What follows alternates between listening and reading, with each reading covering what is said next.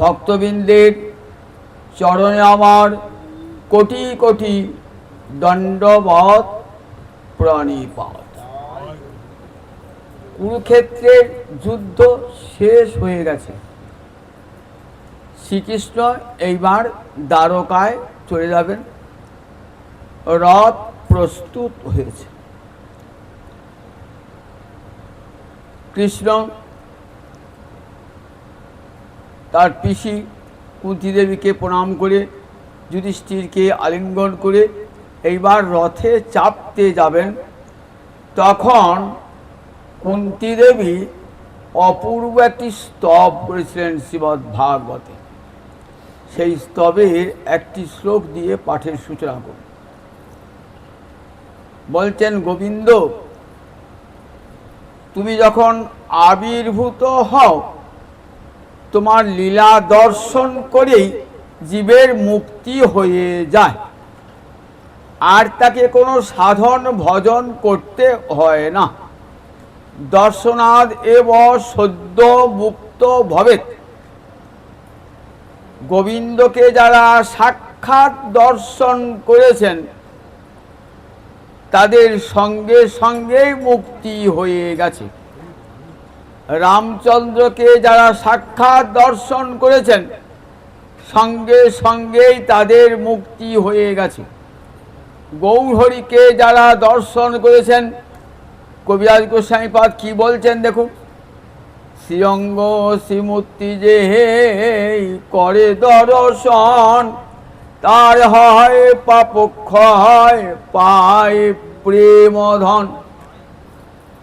গৌরলীলাটা আমার এত মিষ্টি যে গৌরহরির শ্রীঅঙ্গ শ্রীমূর্তি যে একবার দর্শন করেছে সঙ্গে সঙ্গে তার সব পাপ ধ্বংস হয়ে গেছে এবং প্রেমে লাভ করেছে যা মুক্তিরও উপরে। গোবিন্দকে কি বলা হয়? লীলা পুরুষোত্তম। রামচন্দ্রকে কি বলা হয়? মর্যাদা পুরুষোত্তম। আর গৌরাঙ্গকে বলা হয় প্রেম পুরুষোত্তম। তা গোবিন্দ লীলা পুরুষোত্তম, তো তার লীলা যারাই দর্শন করেছেন, দর্শনাদ এব সদ্য মুক্ত ভবে। দর্শন করার সঙ্গে সঙ্গেই তাদের মুক্তি হয়ে গেছে। কোনো সাধন ভজন কিছুই করতে হলো না। কি আশ্চর্য দেখুন, যত বড় পাপ কর্ম করে থাকুন না কেন, যদি কৃষ্ণ লীলা দর্শন হয়ে যায় সাক্ষাৎ, তাহলে সঙ্গে সঙ্গে তাদের মুক্তি হয়ে গেছে। কংস জরাসন্ধের মতন, কাল যবনের মতন দস্যুর সঙ্গে সঙ্গে মুক্তি হয়ে গেছে। ভাগবত পড়লেই দেখতে পাবেন যে তাদের তো কোনো পুণ্য ছিল না, হৃদয়ে ভক্তিও ছিল না, অথচ সঙ্গে সঙ্গে মুক্তি হয়ে গেল। পুতনার মতো রাক্ষসীর মুক্তি হয়ে গেল, গোবিন্দ দর্শন করেই মুক্তি হয়ে গেল। তাহলে যারা গোবিন্দ লীলা দর্শন করতে পেল না, আমাদের মতো লোক যারা, আমরা তো রামলীলা, গৌরলীলা, কৃষ্ণলীলা কিছুই দেখি নাই, তাহলে আমাদের কি মুক্তি হবে না? আমরা কি ভবসাগর পার হতে পারবো না? আমাদের জন্য কি ভগবানের করুণা নাই? সেটাই বলছেন কুন্তী দেবী, ভবে অস্মিন ক্লিশ্যমানানাং অবিদ্যা কাম কর্মভি শ্রবণ শরণার্হানি করিষ্যনীতি কেচন। বললেন ভবে অস্মিন, ভব মানে সংসার, অস্মিন মানে এই, ভবে অস্মিন ক্লিশ্যমানানাং মানে নিরন্তর ক্লেশ প্রাপ্ত হচ্ছে। অতীতেও ক্লেশ পেয়েছি যখন জন্মগ্রহণ করছি, বর্তমানেও ক্লেশ পাচ্ছি, আবার যখন জন্ম হব, মরে গেলে তো আবার জন্ম হবে। যতদিন কর্মবন্ধন ক্ষয় না হচ্ছে ততক্ষণ পর্যন্ত কেবল যাওয়া আর আসা। আর কর্মফল ভোগ করা মানে কষ্ট ভোগ করা, দুঃখ ভোগ করা। তাই ক্লেশটা তো যেতে চায় না। আমরা বলি মরলেই বাঁচি, কিন্তু মরে বাঁচবো না, আবার আরও ক্লেশ ভোগ করতে হবে। যা যা কর্ম করে গেলাম সেই কর্মের ফল ভোগ করতেই হবে। সকর্ম ফলভোগ পুমান, প্রতিটি জীব আপন আপন কর্ম ফল ভোগ করবেই করবে। এই কর্মফল হতে কারু মুক্তি নাই।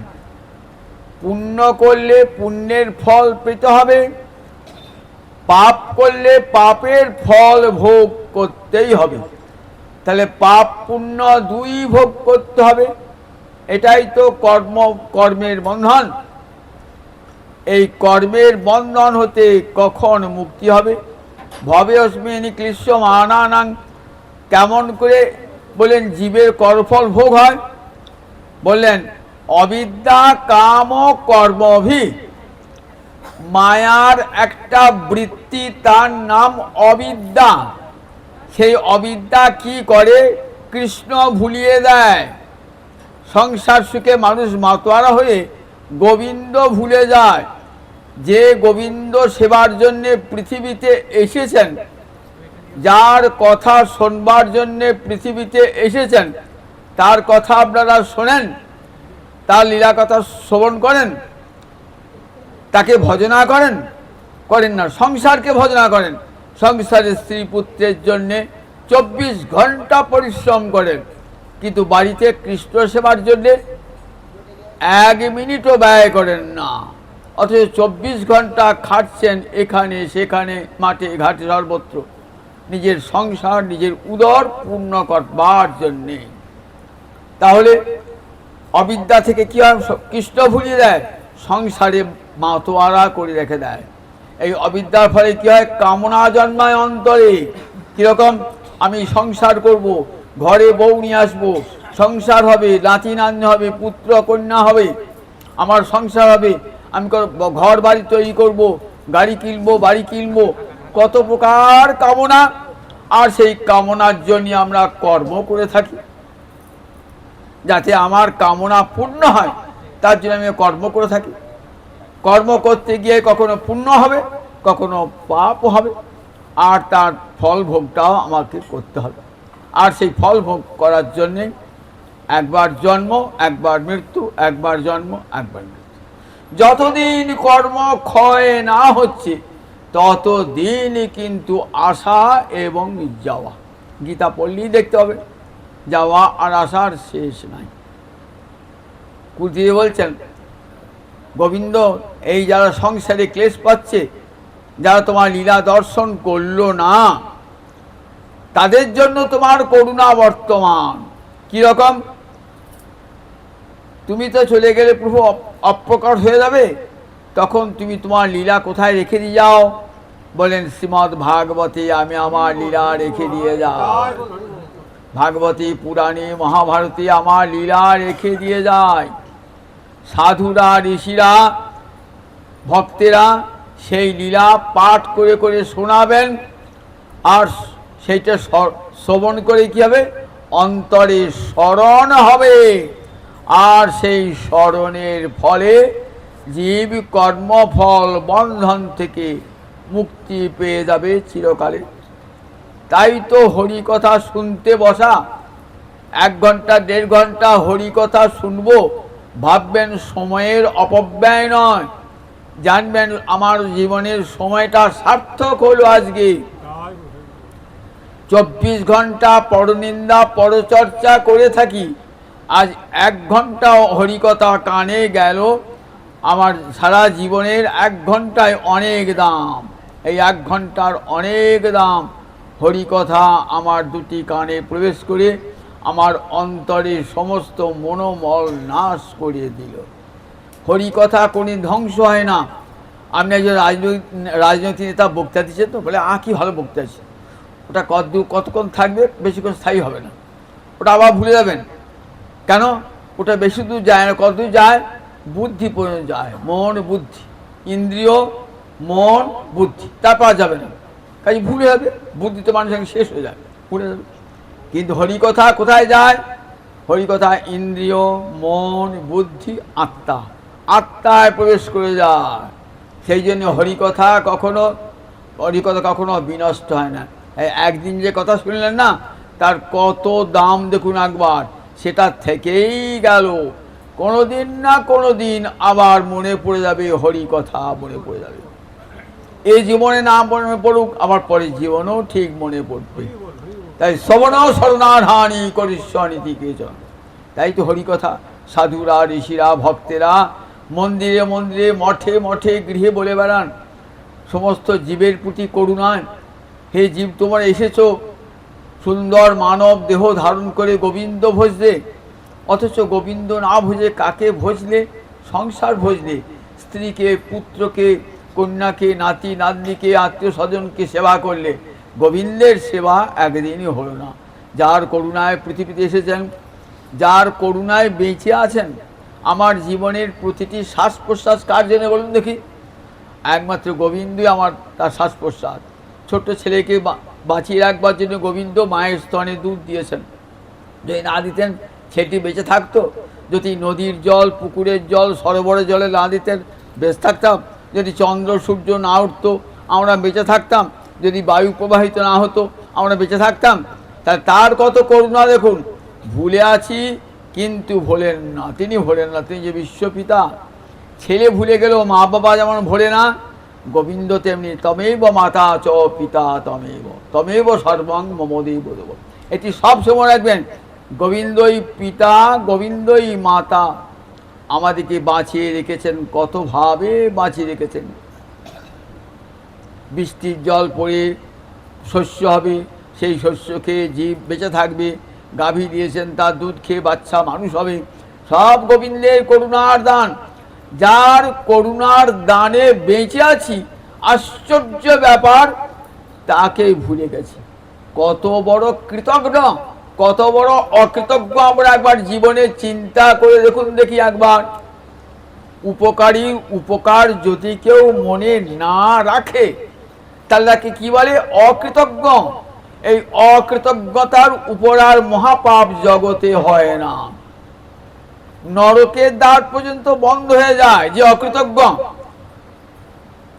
তার জন্য নরক বলে তোমার এখানে জায়গা হবে না, তুমি অকৃতজ্ঞ, তাই তোমার জায়গা হবে না। যে গোবিন্দের কৃপায় তুমি বেঁচে আছো, প্রতিটি শ্বাস প্রশ্বাস তোমার বার হচ্ছে, সেই গোবিন্দকে একদিনের জন্য ভজতে ইচ্ছে হয় না? একটা দিনের জন্য, 1 ঘন্টার জন্য ভজতে ইচ্ছে হয় না? দেখুন, তাই হরিকথার কত দাম।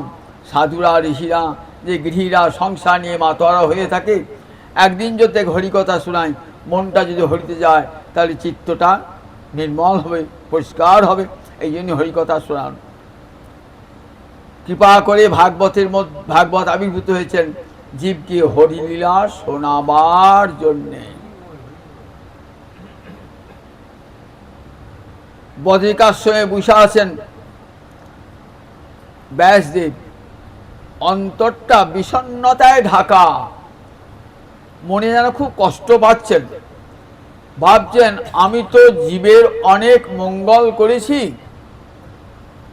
আমি ব্যাসদেব ভগবানের অবতার, ভগবৎ শক্তি নিয়েই পৃথিবীতে এসেছি জীব কল্যাণ করবার জন্যে। একটা বেদকে 4 ভাগে ভাগ করেছি। সবাই বেদ বুঝতে পারবে না, আবার সবাই বেদে অধিকার নাই। তাই মহাভারত 18 পর্বে মহাভারত রচনা করেছি, 18টা পুরাণ রচনা করেছি, বেদান্ত দর্শন রচনা করেছি, কত ধর্মকার্য সুসম্পন্ন করেছি।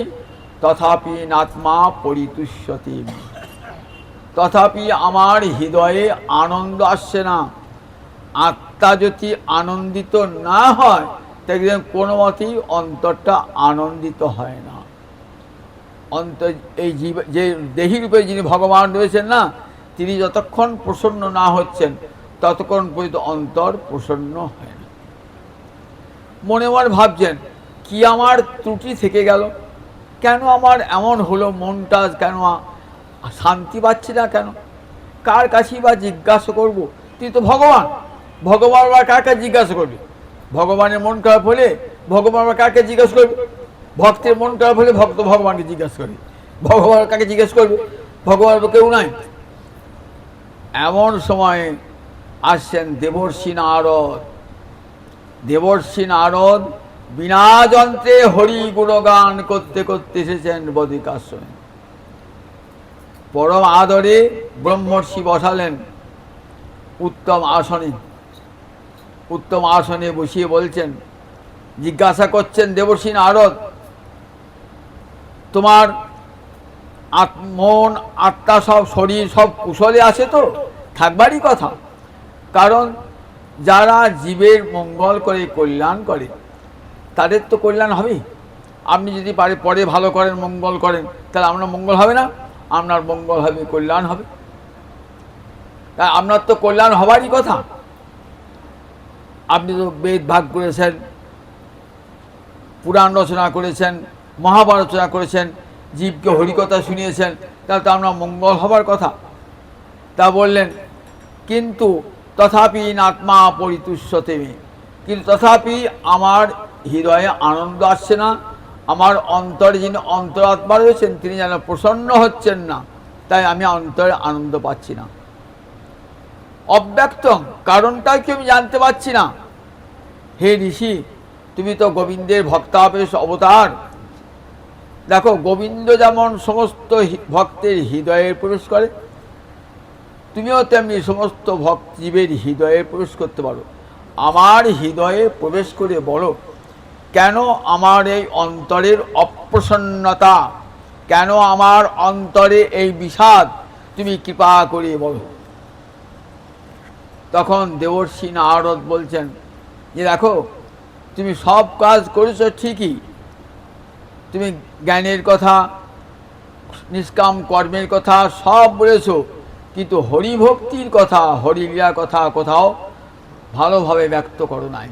বিশেষ করে ব্রজের যে লীলা গোবিন্দের, যেখানে মাতা মরি হে পুত্র রূপে করেন বন্ধন, অতিহীন জ্ঞানে করে লালন পালন, সখা শুদ্ধ সখী করে স্কন্ধে আরোহণ, তুমি কহনে বড় লোক তুমি আমি সম, প্রিয়া যদি মহানে করি করে ভৎসন, বেদস্তুতি হইতে তাহা হরে মন।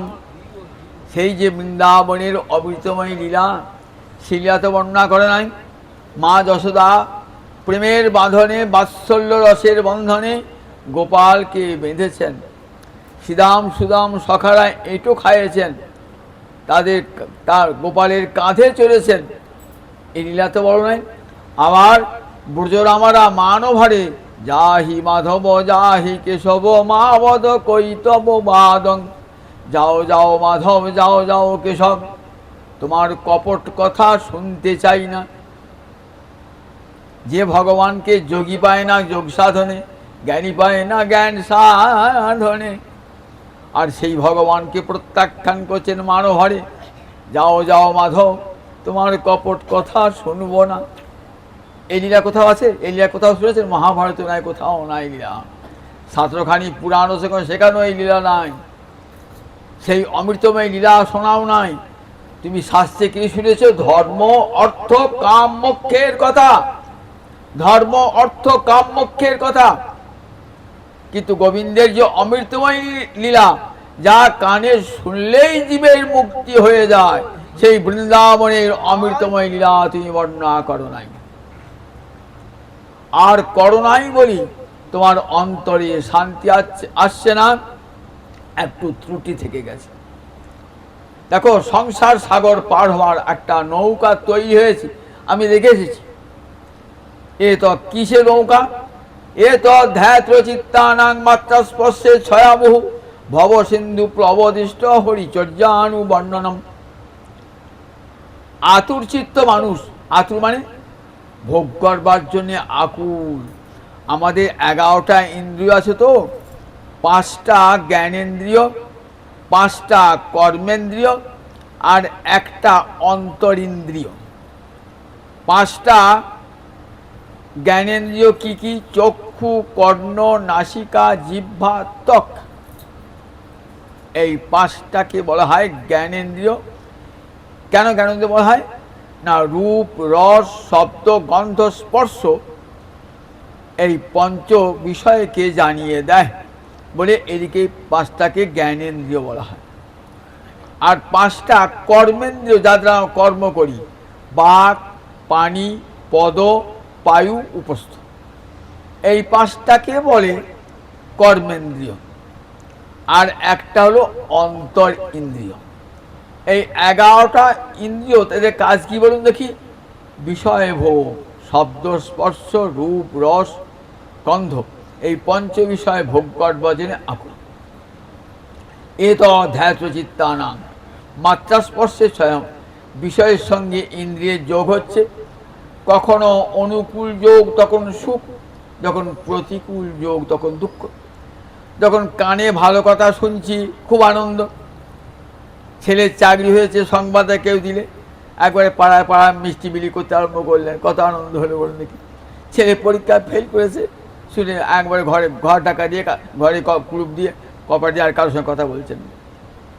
কোনো প্রিয়জনের মৃত্যু সংবাদ পেয়েছেন, মনটা মুষ দিয়ে পড়েছে। তাহলে দেখুন, ওই একই শব্দ কানে ঢুকছে, তো কখনো আনন্দ হচ্ছে, আবার কখনো বিষাদ হচ্ছে। একে বলছে মাত্রা স্পর্শ, অর্থাৎ ইন্দ্রিয়ের সঙ্গে বিষয়ের যোগ। কখনো অনুকূল যোগ, তাকে সুখ বলছি, যখন প্রতিকূল যোগ তখন তাকে বলছি দুঃখ। এই সুখ দুঃখের আঘাতে প্রতিটি জীবের অন্তর জর্জরিত। এ তো ধ্যাত চিত্তানাং মাত্রা স্পর্শে স্বয়ং। তাই কি করে ভবসিন্ধু পার হবে জীব? এই যে ইন্দ্রিয়ের সঙ্গে বিষয়ের স্পর্শে কখনো সুখ কখনো দুঃখ, জীবের মুক্তি হবে, সংসার সাগর পার হবে কেমন করে? তাহলে ভবসিন্ধু প্লবদিষ্ট হরিচর্যানুবর্ণনম। গোবিন্দের লীলা, হরিচর্য মানে গোবিন্দের লীলা কথা জগৎকে শোনান। গোবিন্দে বৃন্দাবনে যে অপূর্ব লীলা করেছেন গোবিন্দ, সেই লীলা কথা জগৎকে শোনান। সেই জগৎকে শোনালে কি হবে? শুনলেই জীবের মুক্তি হয়ে যাবে, কিছুই করতে হবে না। কান পেতে বসে বসে, ভক্ত সঙ্গে বসে হরিলীলা শ্রবণ করলে জীবের মুক্তি হয়ে যায়। হরিলীলা এমনই, যারা ব্রহ্মানন্দী জ্ঞানী, যারা ব্রহ্মের আনন্দে মগ্ন হয়েছেন, তারাও ছুটে আসেন ব্রহ্মানন্দ হইতে কোটি গুণলীলা রস, আত্মারামে আকর্ষিয়া করে কৃষ্ণ বাস। যারা ব্রহ্মানন্দী জ্ঞানী, তারাও ছুটে আসেন গোবিন্দের এমন লীলা। মা যশোদা বেঁধেছে গোপালকে, যার কাছে মন যেতে পারে না, বায়ু যেতে পারে না, সেই বাক্য যেতে পারে না, বাক্য ফিরে আসে, আর সেই গোপালকে আমার মা যশোদা বন্ধন করেছেন। কি দোষ? একটা দইয়ের হাঁড়ি ভেঙেছে বলে ইচ্ছা করলে এই ব্রহ্মাণ্ডকে লণ্ডভণ্ড করতে পারে।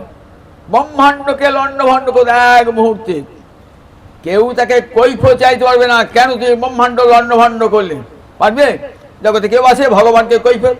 কেন তুমি ভূমিকম্পে সব লোক মেরে দিলে? কেন বানে সব লোককে ধুয়ে মুছে দিলে? কেন কেউ কৈফিয়ত দাবি করতে পারে না। আর সেই ভগবানকে মা যশোদা বলছে, কেন দইয়ের ভাঁড় ভেঙেছিস?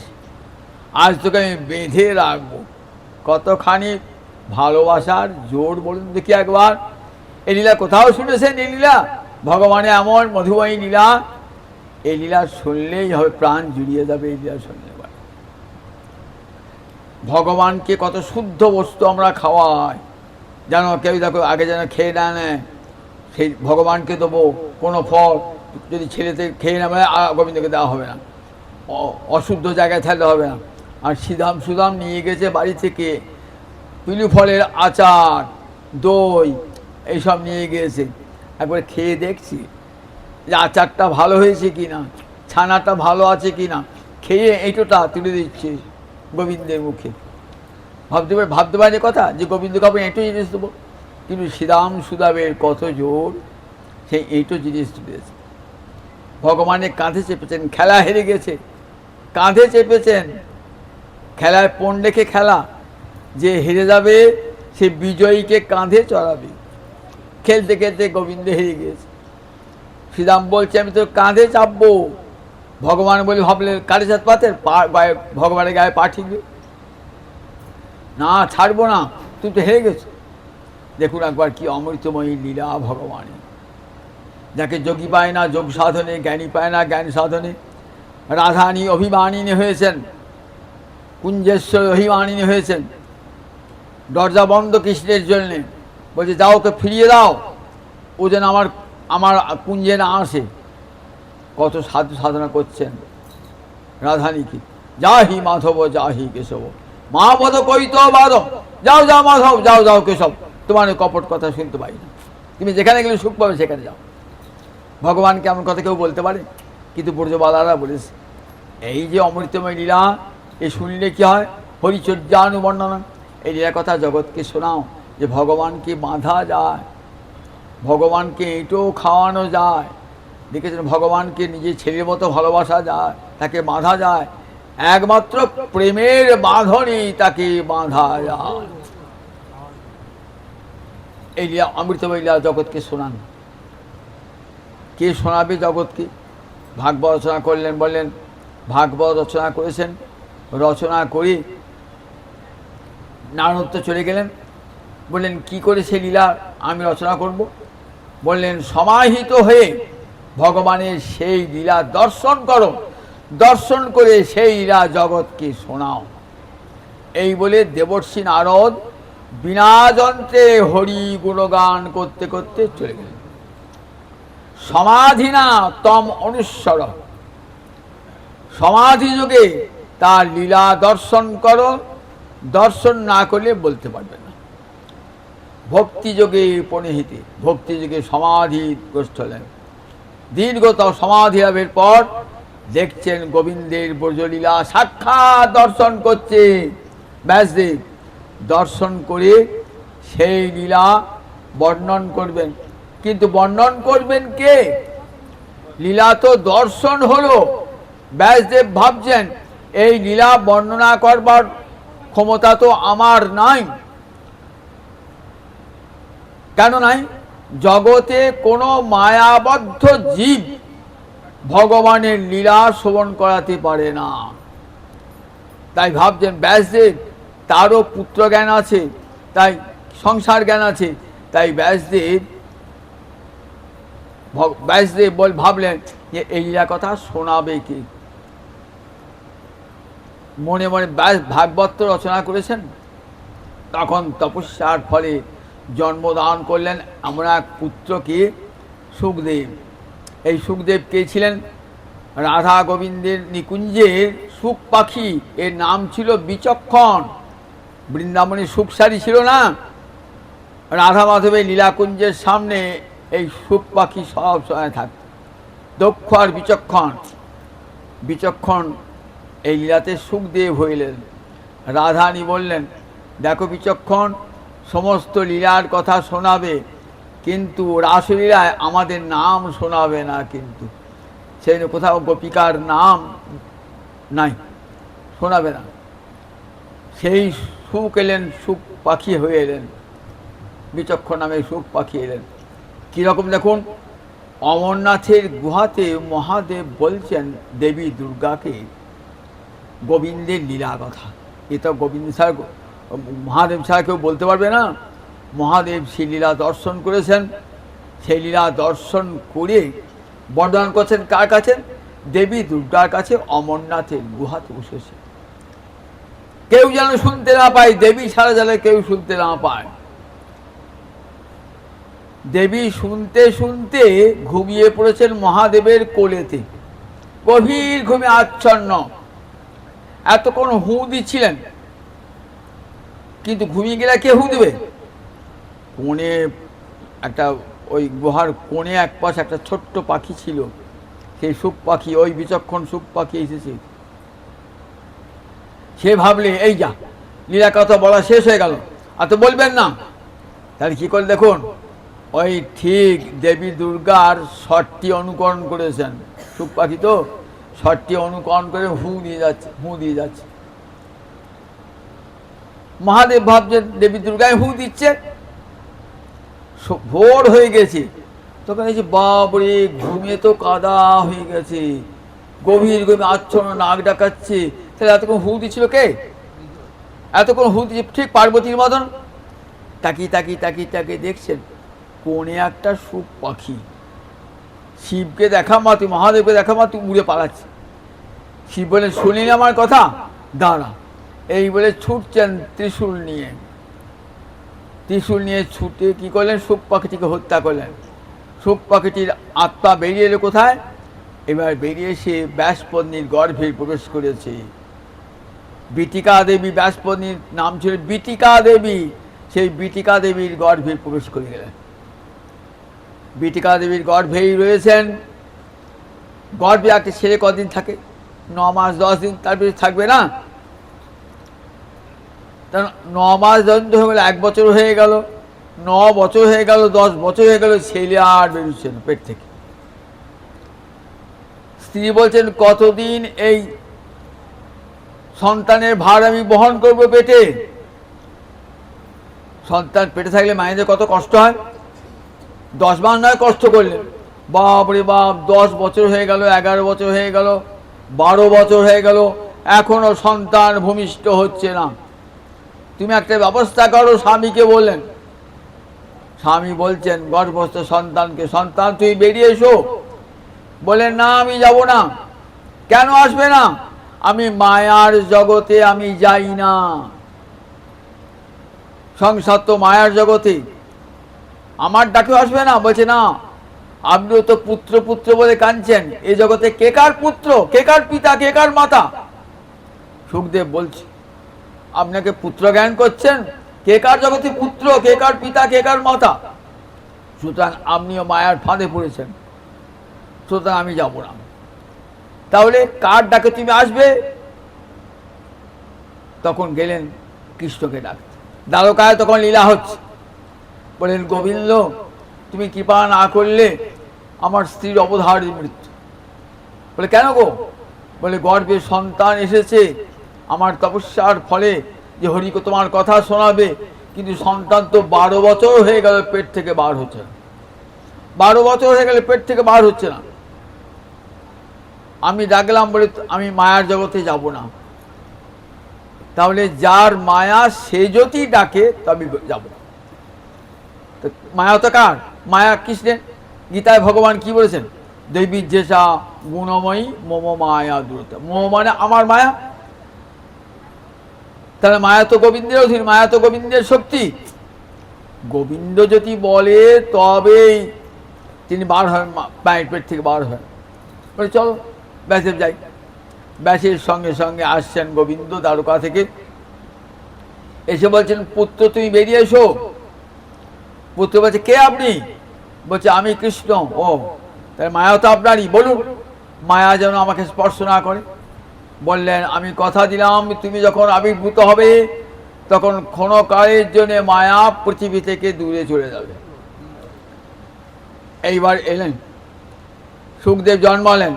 জন্মিয়ে থাকবেন না তো, পিতামাতার কাছে থাকবেন না তো, ছুটছেন বন বানে। পিতা বলছেন হ্যাঁ রে, একটা কৌপিনও পরিয়ে দিই তোকে। পিতার কথা শুনছেন না, ছুটছেন। 12 বছরের ছেলে হয়ে গেছে, পেটে 12 অনেক বছর বয়স হয়ে গেছে, ছুটছে মন বানে ছুটছে। পিছনে পিছনে ছুটে ধরতে পারলেন না। ছোট ছেলে ধরতে পারেন? ছুটছে।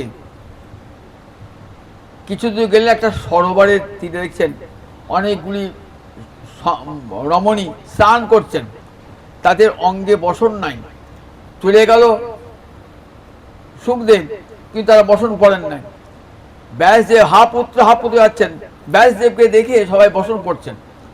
তখন তার একটা সন্দেহ, আচ্ছা আমার ছেলে 12 বছরের ছেলে, তাকে দেখে আপনারা বসন পরিধান করলেন না, আর আমাকে দেখে বললেন আপনার মায়া আছে, আপনার স্ত্রী পুত্র জ্ঞান আছে, নারী পুরুষ জ্ঞান আছে, তাই আপনাকে দেখে আমরা বসন পরিধান করলাম। কিন্তু আপনার সন্তান সুখদেব নারী পুরুষ কিছুই জানেন না, দেহ স্মৃতি তার তো নাই। ছেলেকে তা ধরতে পারলেন না। নির্জন বনে গিয়ে ব্রহ্মানন্দে মগ্ন, পরব্রহ্মের আনন্দে মগ্ন। ছেলেকে তো সংসারে আনতে পারলেন না, অথচ ভাগবত রচনা করেছেন। ভাগবত পরিবেশন করবেন কে? ব্যাসদেব রচনা করেছেন, কিন্তু আস্বাদন তো করেন নাই। কি কারণে, কেন আস্বাদন করেন নাই?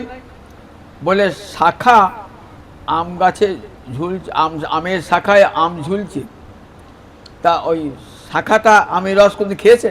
জিজ্ঞাসা করুন ডালটাকে, ও ডাল তুমি আমের রস খেয়েছো? ডাল বলে আমি খাইনি। তাহলে কে খায়? এই আমেতে বসে যে পাখি, সেই পাখিটা খায়। আমেতে বসে যে পাখিটা, সেই পাখিটা খায়, বলে পাখিটা খেয়েছে। তাহলে ব্যাসদেব তো একটা শাখা।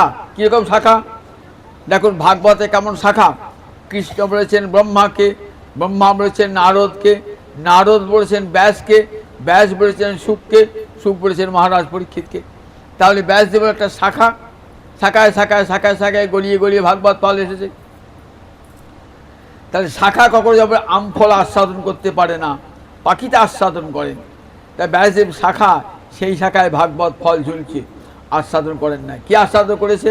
ছেলে সুখ পাখি আস্বাদন করেছে। তাই তিনি ছাড়া যে আস্বাদন করবে সেই তো বলতে পারে। রাঁধুনি রান্না করে, কিন্তু রান্নার স্বাদ সে জানে না। সে একজনকে পাশে থাকে, দেখো খেয়ে দেখো তো তরকারিটা কেমন হয়েছে, খেয়ে যে হ্যাঁ খুব ভালো হয়েছে, নুন মশলা টশলা ঠিক পড়েছে, তবে সে পাঁচজনকে বলতে পারবে দেখো গো রান্নাটা খুব ভালো হয়েছে। তা ব্যাসদেব তো রাঁধুনি, আর রান্না করে আহারটা খেয়েছেন কে? সুখদেব, বলতে পারবেন।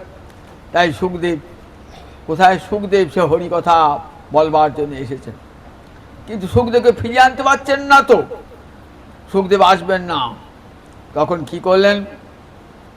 মনে মনে ভাবলেন ভাগবত একটি শ্লোক নিজেই রচনা করেছেন। নিজের কি রচনা করেছেন? রচনা করেছেন দেখুন, আত্মা রামাস্য মুনয় নির্গ্রন্থাপি উরুক্রমে পূর্বন্ত অহৈতিকে ভক্তিম ইত্থম ভূত গুণ হরি। যারা আত্মারাম, অর্থাৎ আত্মাতে আত্মার আনন্দে বিভোর, যাদের দেহ এবং আত্মা এই গ্রন্থি গীত নাই পৃথক, দেহ আলাদা আত্মা আলাদা জানতে পেরেছেন যারা, তারাও উরুক্রম গোবিন্দে ভক্তি করেন, অহৈতুকী ভক্তি করেন।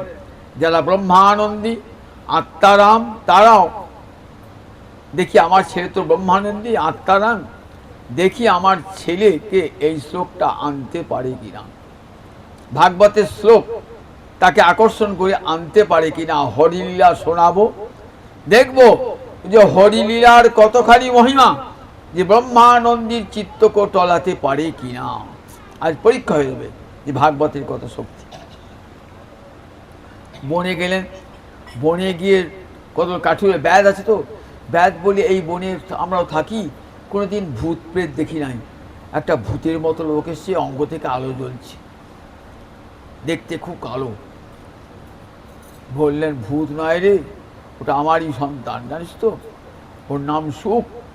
তা দেখ তোরা কি করিস? বলে আমরা পাখি ধরি। পাখি ধরিস? তাহলে আমার একটা ছেলে ওই সুখ পাখিটা ধরতে পারবি? তাহলে হ্যাঁ ধরতে পারবো। তা দেখ তুই ওই ওই ফান দিয়ে, ওই জাল দিয়ে ওই ফান দিয়ে ধরা হবে না।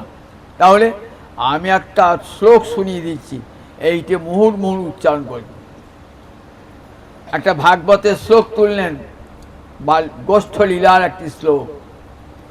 বরা পিরং নটবর বপু কর্ণয় কর্ণিকারং বিভ্রদ বাস কনক কবিসং বৈজন্তী চ মালম রন্ধ্রাণ বেণুরধর সুধয়া পুরায়ণ গোপবিন্দৈ বৃন্দারণ্যং শপথ রমণং প্রাবিশদ গীতকীত।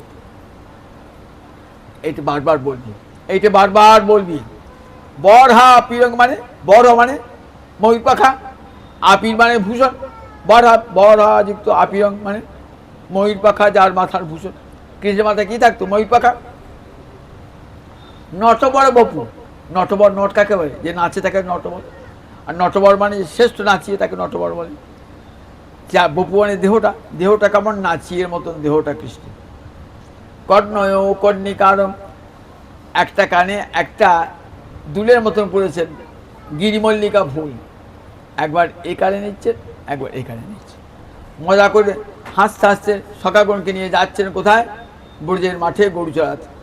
বরহা পিরাং নটবর বপু কর্ণয় কর্ণিকার বিব্রত বাস কনক কপিসং, পরিধানে কি আছে? পিতবসন। বৈজন্তী চ মালং, গলায় বৈজন্তী মালা, 5 ফুলের গাথা মালা ব্রজগোপীরা তৈরি করিতেন। রন্ধ্রান বিনুরধর সুধায়া পুরায়ণ গোপবিন্দই, হাতে মোহন মুরলী। রন্ধ্রে রন্ধ্রে রন্ধ্রে রন্ধ্রে বাঁশি বাজাচ্ছে। মুরলীর উপরে কত শোভা করে, সহদশ নখ চাঁদ, যেন চাঁদ নেচে নেচে বেড়ায়। মুরলীর রন্ধ্রে রন্ধ্রে যেন চাঁদ নেচে নেচে বেড়ায়। 10 নখে 10 খণ্ড হয়ে চাঁদ নেচে নেচে বেড়ায়। মুরলী রন্ধে রন্ধে নখগুলো যেন মনে হচ্ছে 10টা, 10 আঙুলের 10টা নখ, নখচন্দ্র বিভক্ত হয়ে যেন নেচে বেড়াচ্ছে। রন্ধ্রার বেরো অধর সুধা, আর অধর থেকে সুধা ঝরছে, সে অধর সুধা। পুরায়ণ গোপবিন্দই, গোপবিন্দই শ্রীরাম সুদাম সকামনের সঙ্গে কোথায় ঢুকছেন? সপদ রমণ বৃন্দাবন। সপদ রমণ তার নিজের প্রিয় বাঞ্ছিত ভূমি বৃন্দাবনে প্রবেশ করছে। এই শ্লোকটা বারবার বলছে। ব্রহ্মানন্দিত, দেহস্থিতি নাই, সমাধিমগ্ন। আপনি ডাকলেও সাড়া দেবে না। ডাকলে সাড়া কখন দেবে? যখন কানটা থাকবে তবে তো সাড়া দেবে। কানটা তো নাই। কেন? কানটা একটা ইন্দ্রিয়। সব ইন্দ্রিয় কোথায় গিয়েছে? মনেতে। মন কোথায় গিয়েছে? বুদ্ধিতে। বুদ্ধি কোথায় গিয়েছে? আত্মাতে। আত্মা কোথায় গিয়েছে? পরমাত্মাতে। তাহলে ডাকলে সাড়া পাওয়া যাবে? ডাকলে সাড়া পাওয়া যাবে না। কিন্তু দেখুন, কৃষ্ণ কথার এমন মহিমা না, কৃষ্ণ কথার চিত্তকে টলিয়ে দিয়েছে, চিত্তকে টলিয়ে দিয়েছে। আপনার বাড়িতে একটা লোক এসেছে, আপনি দুপুরবেলা আঁক ডাকি ঘুমুচ্ছে, লোকটা খট খট খট খট করছে, কড়া নাড়ছে। আপনি দূর, আমি উঠবো না, কিছুতেই উঠবেন না। আর সে কড়া নাড়িয়ে যাচ্ছে, কড়া নাড়িয়ে যাচ্ছে। কেন কড়া নাড়ছে? ওকে আমার জাগাতেই হবে, আর জাগিয়ে একটা গোপন কথা আছে বলতে হবে। সুখদেব ব্রহ্মানন্দে মগ্ন, কিন্তু বারবার ওই বরা পিরং নটবর বপু কর্ণয় কর্ণিকার বারবার বলছে তো, কানের মধ্য দিয়ে একবারে হৃদয়ে প্রবেশ করে গেল। কানের ভিতর দিয়া মরমে পশিল গো, আকুল করিল মোর প্রাণ, সই কেবা শুনাইল শ্যাম নাম। কৃষ্ণ নামে এমন মহিমা, কর্ণেন্দ্রিয় গিয়ে একবারে হৃদয়কে নাড়িয়ে দেয়। হৃদয়কে নাড়িয়ে দিয়েছে সুখদেবের। সমাধিমগ্ন, ধ্যান ভেঙে গেল। ছুটে এলেন, কোথায় শিখলি? ওই বৃদ্ধ সাধকের কাছে, তপস্বীর কাছে। নিয়ে যাবো আমাকে, চলো। নিয়ে এলেন। বলেছে তুমি পুরস্কার দেবো, নিয়ে এলে পারি। ব্যাধেরা নিয়ে এলেন, খুব আনন্দ ব্যাসদেবের। ব্যাসদেব কাছে বসিয়ে ভাগবত শিক্ষা করলেন। 4টি বছর, 12 বছরের জন্ম, 4 বছর ধরে ভাগবত অধ্যয়ন করলেন। অধ্যয়ন করতে হবে, জগৎবাসীকে শোনাতে হবে এই কথা, যে হরিলাস শুনলে জীবের মুক্তি হবে, শোনাতে হবে তো। কিরকম দেখুন, মহারাজ পরীক্ষিত অভিশপ্ত হয়েছেন, শ্রমিক মুনির কণ্ঠে মৃত সর্প জড়িয়ে দিয়েছেন। জল দাও জল দাও বলে চিৎকার করেছেন, সাড়া পায় নাই। মুনি তো ধ্যানমগ্ন। রেগে মহারাজ পরীক্ষিত একটা মরা সাপ জড়িয়ে দিয়েছে। ছেলে সিংহি শুনতে পেল যে আমার বাবাকে রাজা অপমান করেছে। ওইখানে ওই কৌশিকী নদীর জল নিয়ে কী করলেন? মাটিতে ফেলে দিয়ে অভিশাপ দিলেন। আজ থেকে 7ম দিনের মধ্যে রাজা তক্ষক দংশনের মৃত্যু ঘটল। ঋষির এক শিষ্য এই সংবাদ দিলেন, আমার ছেলে, ছোট ছেলে, সে কিছুই জানে না, সামান্য লঘু পাপে গুরুদণ্ড দিয়ে ফেলেছে আপনাকে, 7 দিন বাদে আপনার মৃত্যু হবে। মহারাজ পরীক্ষিত বলেন, ভালো, এ তো অভিশাপ নয়, এ আমার কাছে আশীর্বাদ। মহারাজ পরীক্ষিত খুব অনুতাপ ভোগ করছে। ছি, আমার বংশের কেউ কোনোদিন মুনি ঋষির অপমান করেন নাই, আর আমি এত অপমান করলাম, গলায় মরা সাপ জড়িয়ে দিলাম, মনে খুব আক্ষেপ। এই ভাবছেন এমন সময় বলে, ভালোই হলো, এটা অভিশাপ নয়, আশীর্বাদ। ছেলে জন্ম থেকে এই নাও, সংসারের ভার তোমাকে দিয়ে গেলাম, আমার তো 7 দিন সময় আছে, আমি 7 দিন চলে যাই, যাতে হরিপাদ পদ্ম পেতে পারি কোন উপায় অবলম্বন করে। এসে বসে কোথায়? হরিদ্বারে ব্রহ্মকুণ্ডের তীরে। কত জ্ঞানী মুনি ঋষি সব বসেছেন, তো কত ঋষি এসেছেন, কত মুনি এসেছেন, কত ধ্যানী, কত জ্ঞানী, কত তপস্বী এসেছেন, কত রাজা রাজর্ষি এসেছেন, আবার আমাদের মতন গৃহাসক্ত মানুষ তারাও এসেছেন। সবাইকে আসুন বসুন করে শ্রদ্ধা নিবেদন করছেন। একটি ভাগবতের ব্যাসাসন পাত আছে, সেখানে কেউ বসছেন না, ভাবছেন আমার চেয়েও যোগ্য ব্যক্তি আসবে, আমার চেয়েও যোগ্য ব্যক্তি আসবে, আমার চেয়ে কেউ বসছেন না। তখন কেউ বলছে, আচ্ছা সবাইকে প্রশ্ন, গঙ্গার দিকে মুখ করে, গঙ্গা তো হরিপাদ পদ্ম তরঙ্গিনী গোবিন্দের চরণ ধোয়া জল গঙ্গা, গঙ্গা তুমি তো করুণাময়ী পতিত পাবনী, যে চরণ থেকে চলে আসছো ওই চরণে যে আমি পৌঁছাতে পারি, তুমি কৃপা করো মা গঙ্গা, তুমি কৃপা করো, ওই চরণে যেন আমি পৌঁছাতে পারি, আমার পূর্বপুরুষরা সবাই ওই চরণে পৌঁছিয়েছেন, আমি যেন সেখানে যেতে পারি। নয়ন জলে ভাসছেন। কেউ বলছেন জ্ঞান সাধন করো, বলছে করতে পারি, কিন্তু 7 দিন আমাকে কৃষ্ণ পাদ পদ্ম পেতে হবে। যোগ সাধন করো, করতে পারি, বলুন 7 দিন আমার কৃষ্ণ পাদ পদ্ম। বললেন না, জ্ঞান যোগ বেদ পাঠ কোনো কিছু তারা 7 দিনে কৃষ্ণ পাদ প্রাপ্তি সম্ভব নয়। কোটি কোটি বৎসর করলে কেউ হবে, কারু হয়, কারু হয় না। এমন সে অথ সুখোদয়। এবার সুখদেব আসছেন, 16 বছরে যুবক, অঙ্গে বসন নাই, দিগম্বর পুরুষ, দেহস্মৃতি নাই তো। সবাই ভাবছে একটা পাগলা মাতাল আসছে বোধহয়, টলতে টলতে মাতালের মতন একবার বাম দিকে একবার ডান দিকে হেলে দুলে চলেছেন। তার সাধারণ মানুষ জানেন না যে ব্রহ্মানন্দী মানুষ, কৃষ্ণ প্রেমানন্দে মানুষ কেমন হয়। তারা থুতু দিচ্ছেন গায়ে, ঢিল মারছেন, ধুলো ছুঁড়ে দিচ্ছেন, হুঁশ নাই। আসছে অঙ্গে যেন তেজ, একবার যেন মনে হচ্ছে সূর্য আকাশ থেকে ভেঙে পড়েছে, সূর্য আকাশ থেকে ভেঙে নেমে আসছে, এত জ্যোতি, অঙ্গ জ্যোতি। যেই কাছাকাছি এসেছেন না, সবাই উঠে বসে, সমস্ত মুনিরা ঋষিরা উঠে দাঁড়িয়েছে।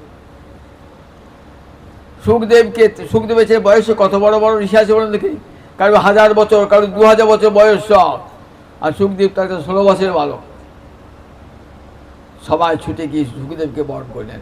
স্বয়ং পিতা ব্যাসদেব বসে আছেন, ভগবান পরশুরাম বসে আছেন, অত্রিমুনি, দেবল মুনি, কত কত মুনি বসে আছেন সেখানে। সবাই জোড়হাত করে নিয়ে আসছেন সুখদেবকে। কোথায় বসালেন?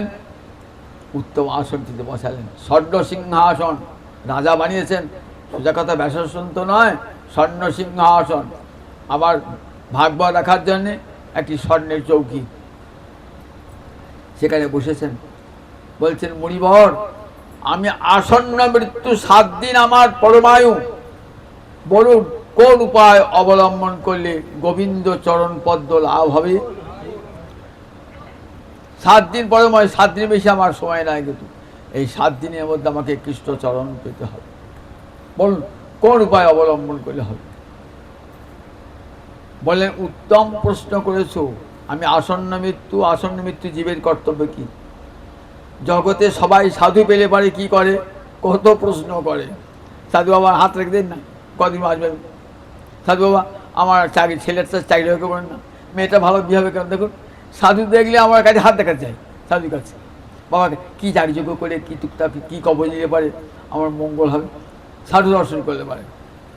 তাই বলে দেখো, জগতে কত মানুষ তো আছে, তারা দেখো এমন প্রশ্ন করতে জানে না। এমন প্রশ্ন করতে গেলে কৃপা চাই, গুরু কৃপা চাই, ভক্ত কৃপা চাই, তবেই এই প্রশ্ন মানুষের আসে। তোমার পিতামহ এমন প্রশ্ন করেন নাই।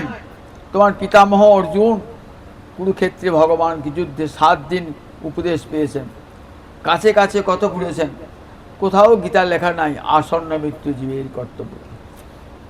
তাই তোমার প্রশ্ন বরিয়ানের সাথে প্রশ্ন, জগতে সবাই পরমাদরে গ্রহণ করবে এমন প্রশ্ন করতে জানা? তুমি জন্মিয়েছো কোন বংশে? তোমার রক্তে শিরায় শিরায় ধমনীতে ধমনীতে ভক্তির স্রোত প্রবাহিত হচ্ছে। তাই তুমি ছাড়া এমন প্রশ্ন করবে কি? তুমি করতে পারো। তখন সুখদেব মৌনী তো কথা বলেন না, আজ প্রথম মুখ খুলছে। তস্মাৎ ভারত সর্বাত্মা ভগবান ঈশ্বর হরি সর্তব্য কীর্তিতব্য স্মর্তব্য চেচ্ছতা ভয়। দেখো, এই যে দুর্লভ মানব জন্ম আজ আছে কাল নাই, যে কোনো চলে যাবে। সেই জন্মটা সার্থক হবে কিসে? বলে ভগবান শ্রীহরির কথা শ্রবণ করো, কীর্তন করো, স্মরণ করো। সর্তব্য মানে প্রতিটি জীবের শ্রবণ করা উচিত। কীর্তিতব্য, শ্রবণ করে এবার কীর্তন করুন। আগে জমা, তারপরে খরচ। শ্রবণ করে জমা হলো, এইবার সেটা আবার কীর্তন করুন, খরচ হলো। আবার হৃদয়ে রেখে দেন, সর্তব্য হৃদয়ে রেখে দেন। বললেন সুদুর্লভ মানব জন্ম সার্থক হবে। জগতে অনেক কিছু কথাই শুনবারই আছে, আত্মীয় স্বজনের কথা, পরনিন্দার কথা, পরচর্চার কথা, রাজনীতির কথা, কত কথা শুনবার আছে। যারা গৃহমেধী গৃহাসক্ত ব্যক্তি তারা কত কথাই শোনে। পাড়ায় বসে বসে আড্ডা দিচ্ছে, তাস খেলাচ্ছে, জুয়ো খেলাচ্ছে, কিন্তু গোবিন্দ কথা। আবার 5 জন মেয়েও বসেছে তার কথা। আরে তোর বউটা, ওর বউটা পালিয়ে গেল, ভাত, ও বউটাকে ভাত দেয় না, ওই মেয়েটা কোথাও বিয়ে হলো রে, ওই ছেলে জামাইটা বোধ ভালো নয়, এই পরে নিয়ে পরচর্চা, এসব পেড়ে করে কান খাড়া একেবারে। আর হরি কথায় শুনলি ঢুল এসে যাচ্ছে। দেখুন কেমন সংস্কার, হরিকথা শুনলি ঢুলে আছে, কিন্তু পরনিন্দা পড়ছে কান খাড়া। কার বউটা ভাত পেলো, কার বউটা ভাত পেলো না, কার জামাইটা ভালো হলো, কার হলো না, কার মেয়েটা ভালো বিয়ে, এইসব কথা শুনবার জন্য কান খাড়া। হরিকথা শুনুন, আসলে একটি লোক নাই, ভোঁ ভাঁ লোক নাই। আবার যে কিছু আসে ঘুমে ঢুলু। তাহলে হরিকথা সংস্কার থাকা চাই, তবে হরিকথা কানে ঢুকবে। কান পাকা হতে হবে, কান শুনতে শুনতে শুনতে শুনতে বহু জন্মের স্বীকৃতি না থাকলে হরিকথা কানে ঢোকে না।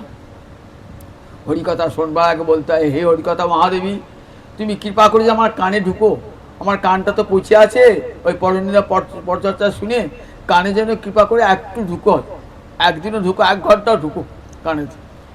বলতে হয় হরিকথা মহাদেবীকে জানাতে। তাই বলে দেখো আসন্ন মৃত্যু জীবের, দেখো কত কথাই তো শোনবার আছে, কিন্তু যারা হরিভক্ত জন তারা জানেন মানুষের জীবন ক্ষণকাল স্থায়ী, প্রভা জানে। যেমন একবার বিদ্যুৎ চমকি যেমন বিদ্যুৎ শেষ হয়ে গেল, ঠিক আমাদের জীবনটাও ঠিক তেমনি। জীবনটাও যে কোনো মুহূর্তে চলে যাবে। যতদিন বাঁচি ততদিন যেন হরিকথা কারে প্রবেশ করে। হরিকথার এমন মহামহিমা, হরিকথার মহামহিমা জীবনটাকেই বদলিয়ে দেয়। উপযুক্ত গুরুর কৃপা যদি না হয় না, তাহলে হরিকথা শোনবার ইচ্ছা জাগ্রত হয় না। সব গুরুদেব হরিকথা শোনবার উপদেশও দান করেন না।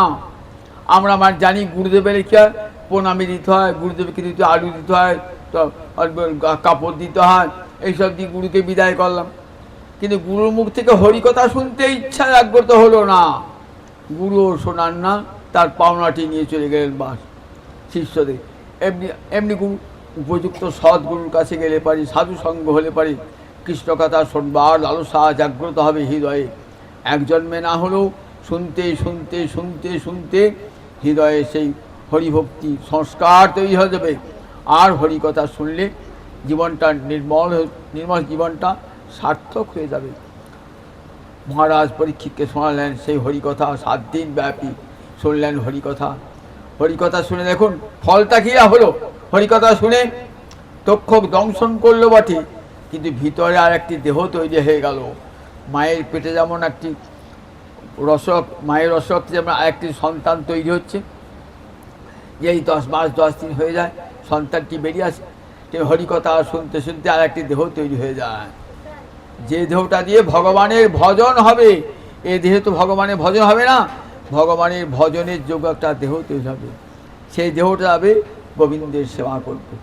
তাই শ্রবণ শরণার্হানি করিষ্যনীতি কেচন বলেন, শ্রবণ করো, শ্রবণ অবিরত শ্রবণ, নিত্যঙ্গে ভাগবত সেবা, প্রতিদিন বসে বসে পরনিন্দা পরচর্চা না করে।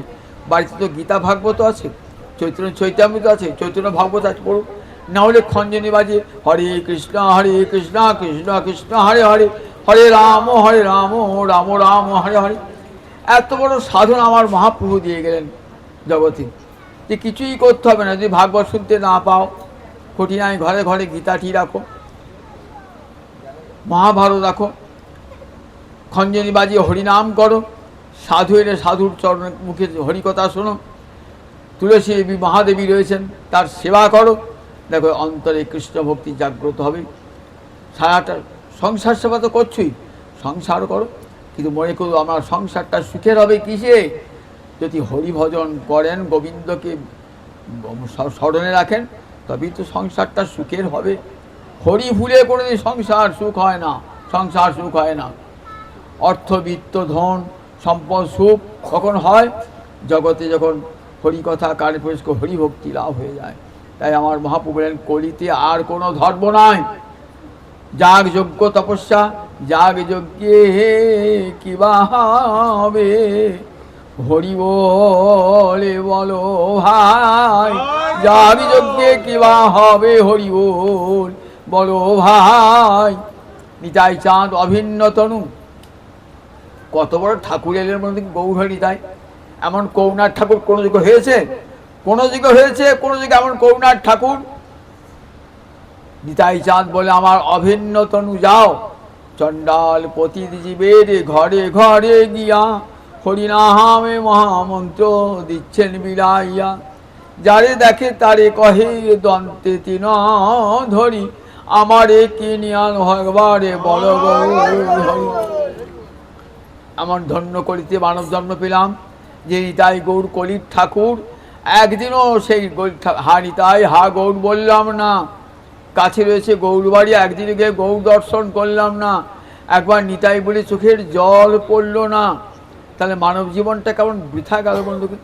হেন অবতারে যাহারে রতিনা জন্মিল, লোচন বলে সেই পাপি এলো আহারে গেল, তার খাওয়া পড়া সারে হলো রে, তার মানব জনম বিফলে গেল, তার আসা যাওয়া সারে হলো রে। এই জন্মে ভালো খাওয়া দাওয়া করলেন, পরের জন্মে এমন ঘরে জন্মালেন পেটে খাবারই জুড়ল না, পেটে খাবারই জুড়ল না। এই কঠিন সত্যটা সব সময় মনে রাখুন। এই জন্মে ঘর পেয়েছেন, সংসার পেয়েছেন, টাকা পেয়েছেন, পরের জন্মে ভিখিরি ঘরে জন্মালেন। কারণ আপনার কর্মফল যা, গোবিন্দ ভজন করেন নাই তো তার ফলটা তো পেতে হবে, ফলটা তো পেতে হবে। সারা জীবন বলে দেখ বিষয় ভোগ করছাস, দেখ ওই বিষয়ে থাক, দেখ বিষয় কখনো পাবি কখনো পাবি না। কুকুরের মতন, কুকুর কোনো জন বাড়িতে গিয়ে দুটি ভাত পেল আর কোনো জায়গায় ঝাঁটা পেল। আমাদের অবস্থা ঠিক তেমনি, কোনো জন্মে একটু সুখ হলো, কোনো জন্মে সুখ হলো। সুন্দর মানব জন্ম সেটি যেন নষ্ট না হয়, গোবিন্দ চরণে সকলে প্রার্থনা জানান, হে গোবিন্দ সুদুর্লভ মানব জন্ম দিয়েছো, যেন তোমার কথা শুনে তোমার কীর্তন করে এই মানব জন্ম সার্থক করতে পারি। জয় নিতাই, জয় গৌর হরিবল। যার উদ্দেশ্যে আজ এই ভাগবত পাঠ দেখুন, কিন্তু এখন জগতে খুব পাওয়া যায় না। ছেলের বিয়েতে, ছেলের জন্মদিনে, অন্নপ্রাশনে হরিকথা শ্রবণ করানো। সবাই কি করে, লজে গিয়ে ফুর্তি করে কেক কেটে অখাদ্য খাওয়ায়, অমেদ্য ভোজন করায়, বলে আচ্ছা খাওয়ালে বটে, হরিকথা ঢোকে না। শ্যামা কিন্তু দেখুন, আমার শিষ্য, আমার ছাত্র শ্যামা, দেখুন সুন্দর উদাহরণ রাখলো সবার কাছে, যে ছেলের জন্মদিনে হরিকথা শোনালে ছেলে দীর্ঘায়ু হবে, সুপ্রতিষ্ঠিত হবে, জীবনে যশস্বী হবে, দীর্ঘদিন পরমায়ু লাভ করে জীবন সার্থক করবে। জয় নিতাই, জয়। আমরা সবাই আশীর্বাদ করি।